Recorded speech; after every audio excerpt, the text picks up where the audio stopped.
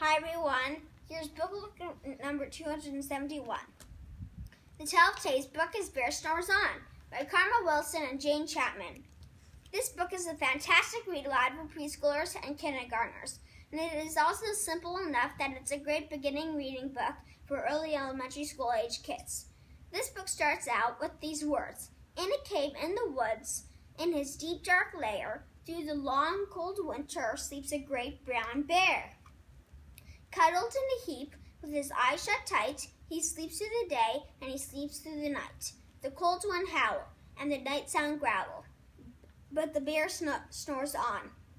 As he's sleeping, because it's winter and he's hibernating, the bear's animal friends arrive one by one because into his cave to warm up. With the arrival of each friend, they do something in the cave to make themselves warm and comfortable.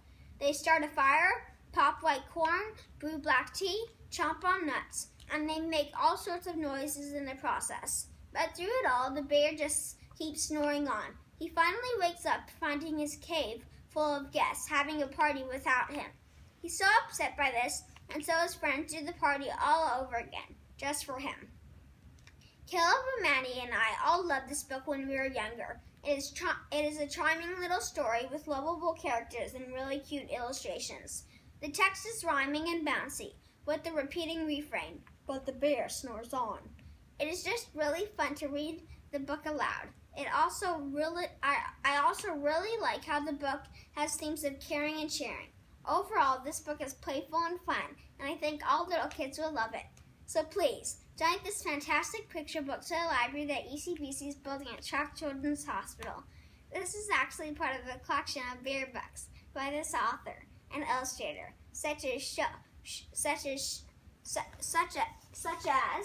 Bear's Loose Tooth, Bear Wants More, Bear Feels Scared, and Bear's New Friend.